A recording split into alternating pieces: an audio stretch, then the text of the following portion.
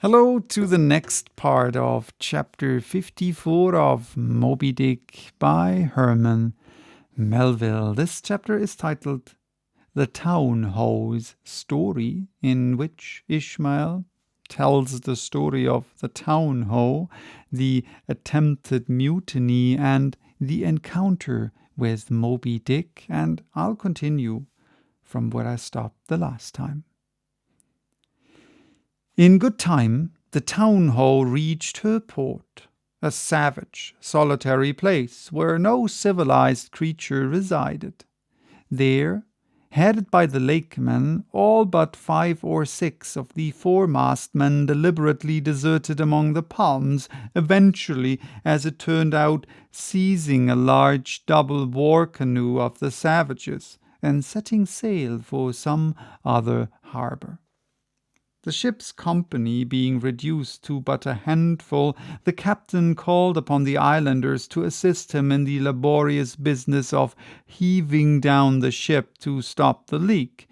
But to such unresting vigilance over their dangerous allies was this small band of whites necessitated, both by night and by day, and so extreme was the hard work they underwent that, upon the vessel being ready again for sea, they were in such a weakened condition that the captain durst not put off with them in so heavy a vessel. After taking counsel with his officers, he anchored the ship as far offshore as possible, loaded and ran out his 2 cannon from the bows, stacked his muskets on the poop, and warning the islanders not to approach the ship at their peril, took 1 man with him, and setting the sail of his best whaleboat, steered straight before the wind for Tahiti, 500 miles distant, to procure a reinforcement to his crew. On the 4th day of the sail, a large canoe was descried, which seemed to have touched at a low isle of corals. He steered away from it, but the savage craft bore down on him, and soon the voice of Steelkilt hailed him to heave to, or he would run him under water. The captain presented a pistol.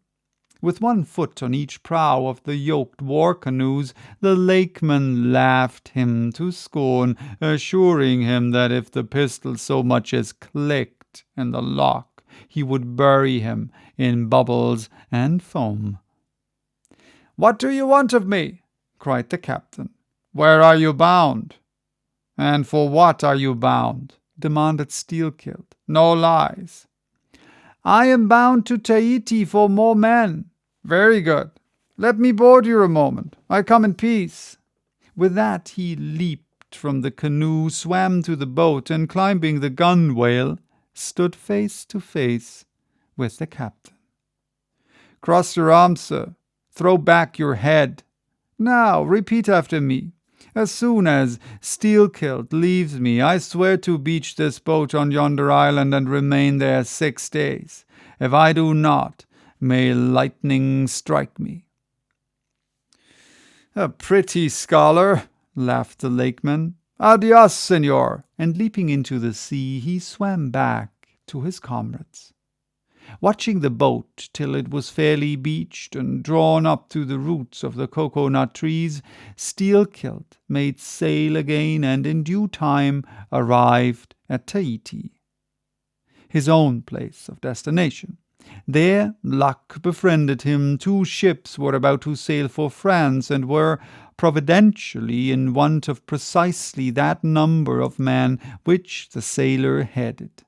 They embarked, and so forever got the start of their former captain, had he been at all minded to work them legal retribution. Some 10 days after the French ship sailed, the whaleboat arrived, and the captain was forced to enlist some of the more civilized Tahitians who had been somewhat used to the sea. Chartering a small native schooner, he returned with them to his vessel, and finding all right there, again resumed his cruisings. Where Steelkilt now is, gentlemen, none know. But upon the island of Nantucket, the widow of Radney still turns to the sea which refuses to give up its dead. Still in dreams sees the awful white whale that destroyed him. "Are you through?" said Don Sebastian quietly. "I am done." "Then I entreat you, tell me if, to the best of your own convictions, this your story is in substance really true. It is so passing wonderful. Did you get it from an unquestionable source? Bear with me if I seem to press."